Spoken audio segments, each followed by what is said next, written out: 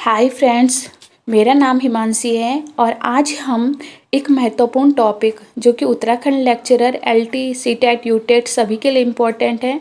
Topic का नाम है शिक्षण व्यवसाय एवं कार्य संतुष्टि। इस पर कुछ इम्पॉर्टेंट क्वेश्चंस यानी कि एमसीक्यूज़ को हल करेंगे जो आपके आने वाले एग्ज़ाम के लिए बहुत ही इम्पोर्टेंट साबित होंगे।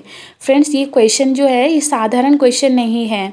हर सवाल के साथ आपको उसका एक विस्तृत उत्तर भी मिलेगा और साथ में एक एग्जाम्पल भी मिलेगा जिससे कि आपका कॉन्सेप्ट पूरी तरह से क्लियर हो जाएगा।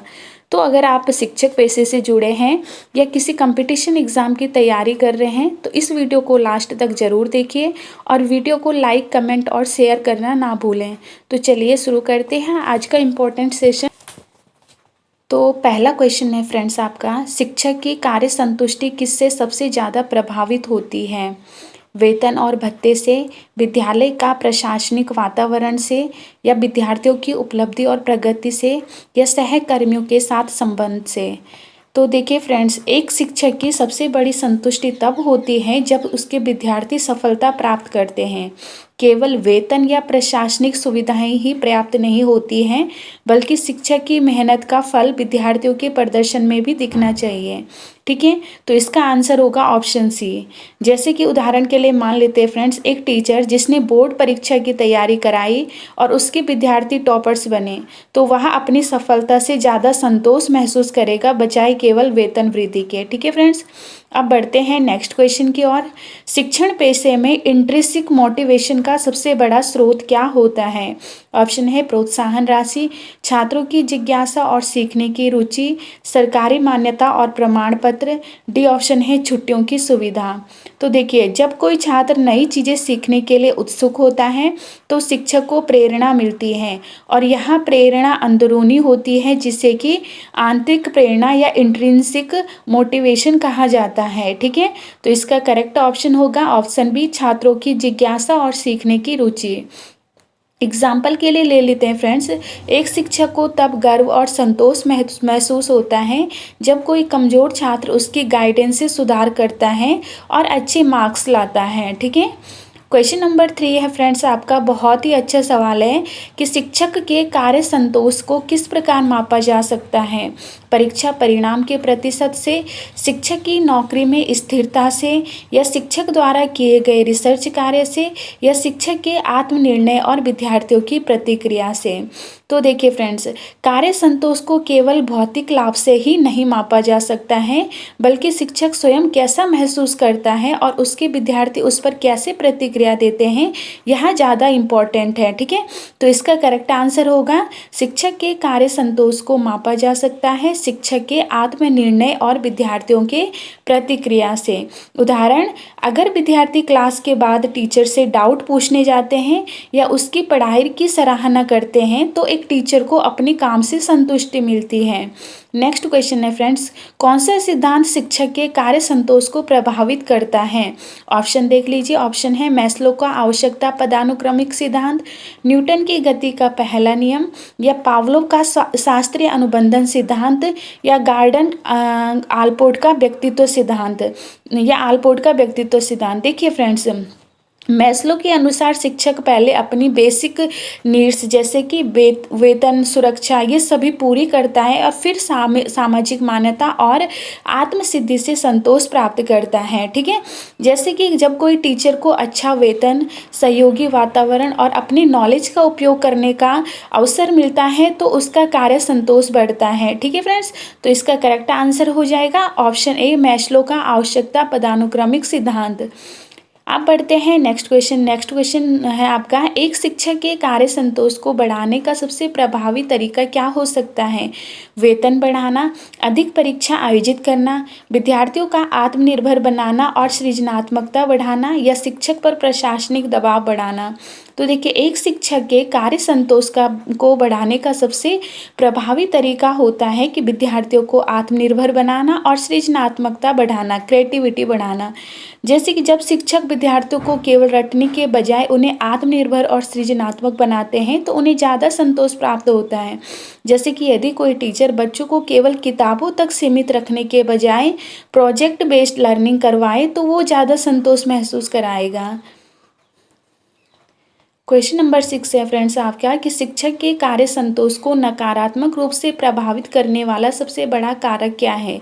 ऑप्शन है छात्रों की जिज्ञासा, बी ऑप्शन है प्रशासन का कठोर रवैया और नौकरशाही, सी ऑप्शन है छात्रों की उच्च सफलता दर और डी ऑप्शन है सहकर्मियों का समर्थन। फ्रेंड्स इसमें नकारात्मक रूप से पूछा हुआ है, ठीक है।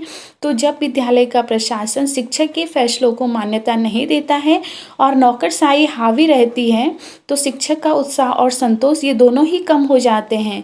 तो ऑप्शन बी इसका करेक्ट आंसर होगा। प्रशासन का कठोर रवैया और नौकरशाही शिक्षक के कार्य संतोष को नकारात्मक रूप से प्रभावित करने वाला सबसे बड़ा कारक है। एग्जाम्पल के लिए लेते हैं, अगर कोई टीचर किसी टीचर को हर छोटे छोटे काम के लिए परमिशन लेनी पड़े और उसे स्वतंत्र रूप से पढ़ाने का मौका ना मिले तब उसका मनोबल वहाँ पर गिर जाता है, ठीक है फ्रेंड्स। क्वेश्चन नंबर 7 है, शिक्षकों के लिए कार्य संतोष में सुधार लाने का सबसे व्यवहारिक तरीका क्या हो सकता है। उनको अधिक परीक्षा के लिए कहना, या उनकी कक्षाओं में कम विद्यार्थियों की संख्या रखना, या उनका अवकाश कम करना, या उन्हें अधिक प्रशासनिक कार्य सौंपना। तो देखिए, जब एक शिक्षक को छोटे बैच में पढ़ाने का अवसर मिलता है तो वह ज़्यादा प्रभावी ढंग से पढ़ा सकता है और उसे वहाँ पर ज़्यादा संतोष मिलता है, ठीक है। तो शिक्षकों के लिए कार्य संतोष में सुधार लाने का एक व्यवहारिक तरीका हो सकता है उनकी कक्षाओं में कम विद्यार्थियों की संख्या रखना। जैसे कि एक शिक्षक को 80 विद्यार्थियों के बजाय 30 विद्यार्थियों की कक्षा दी जाए तो वह विद्यार्थी मतलब हर विद्यार्थी पर ज़्यादा ध्यान दे सकेगा और वहाँ पर संतोष महसूस करेगा, ठीक है। अब क्वेश्चन नंबर 8 है फ्रेंड्स आपका कि शिक्षक के कार्य संतोष को बढ़ाने में सबसे इम्पॉर्टेंट रोल किसका होता है, भूमिका किसकी होती है। शिक्षकों के अनुभव की, विद्यालय के इंफ्रास्ट्रक्चर की, छात्रों के सीखने के प्रति दृष्टिकोण की, या सरकार द्वारा दी गई सुविधाओं की। तो देखिए, जब विद्यार्थी सीखने के लिए उत्साहित होता है तो शिक्षक का भी मनोबल बढ़ता है और उसे अपने कार्य से ज़्यादा संतुष्टि मिलती है, ठीक है। तो इसमें करेक्ट आंसर हो जाएगा छात्रों के सीखने के प्रति दृष्टिकोण की सबसे ज़्यादा महत्वपूर्ण भूमिका होती है शिक्षण कार्य संतोष को बढ़ाने में। जैसे कि यदि कक्षा में छात्र सिर्फ परीक्षा पास करने के लिए नहीं बल्कि ज्ञान प्राप्त करने के लिए भी पढ़े तो वहाँ पर टीचर का आत्मविश्वास और संतोष दोनों ही बढ़ते हैं। नेक्स्ट क्वेश्चन है, शिक्षक का कार्य संतोष किन दो प्रमुख तत्वों से जुड़ा हुआ है। वेतन और प्रशासन से, स्वायत्ता और सामाजिक पहचान से, प्रशासनिक नियम और छात्र अनुशासन से, और डी ऑप्शन है परीक्षा प्रणाली और पाठ्यक्रम की कठोरता से। तो देखिए, जब शिक्षक स्वतंत्र रूप से पढ़ाने का निर्णय ले सकता है और समाज में उसे सम्मान मिलता है तब वहाँ पर उसका कार्य संतोष बढ़ जाता है। यानी कि इसका करेक्ट आंसर होगा स्वायत्ता और सामाजिक पहचान। जैसे कि यदि कोई टीचर किसी टीचर को अपने पढ़ाने की विधि यानी कि पढ़ाने का जो मेथड है वो खुद तय करने दिया जाए और उसे समाज में गुरु के रूप में सम्मान मिले तब उसे ज़्यादा संतोष महसूस होता है, ठीक है। तो ऑप्शन बी इसमें करेक्ट हो जाएगा। नेक्स्ट क्वेश्चन है फ्रेंड्स, शिक्षक के कार्य संतोष को मापने का सबसे प्रभावी तरीका क्या है। परीक्षा में प्राप्त अंकों की औसत गणना करना, छात्रों की राय और शिक्षक के आत्म मूल्यांकन को शामिल करना, या शिक्षकों के वेतन वृद्धि का अध्ययन करना। डी ऑप्शन है सरकारी नीतियों का विश्लेषण करना। शिक्षक की संतुष्टि को मापने के लिए किसी स्टूडेंट की प्रतिक्रिया और शिक्षक के आत्म मूल्यांकन को ध्यान में रखा जाता है, ठीक है। जैसे कि यदि कोई स्टूडेंट है उनको शिक्षक की पढ़ाई पसंद आती है और शिक्षक खुद भी अपने कार्य से संतुष्ट होते हैं तो यह सबसे प्रभावी मानदंड होगा। तो इसका करेक्ट आंसर होगा फ्रेंड्स, शिक्षक के कार्य संतोष को मापने का सबसे प्रभावी तरीका छात्रों की राय और शिक्षक के आत्म मूल्यांकन को शामिल करना है। फ्रेंड्स बस आज की वीडियो में इतना ही। अभी जो इससे पहले मैंने फ्रेंड्स इसका एक पार्ट 1 भी बनाया है, उसमें भी कुछ महत्वपूर्ण MCQs बनाए हैं, वो भी विस्तार से उनके आंसर दिए हैं फ्रेंड्स आपको उसमें। प्लीज़ आप उस वीडियो को भी देख लीजिए। और अगर आपको आज की वीडियो पसंद आई होगी फ्रेंड्स तो इसे लाइक करें, शेयर करें और चैनल को सब्सक्राइब करना ना भूलें। मिलते हैं फ्रेंड्स अगली वीडियो में।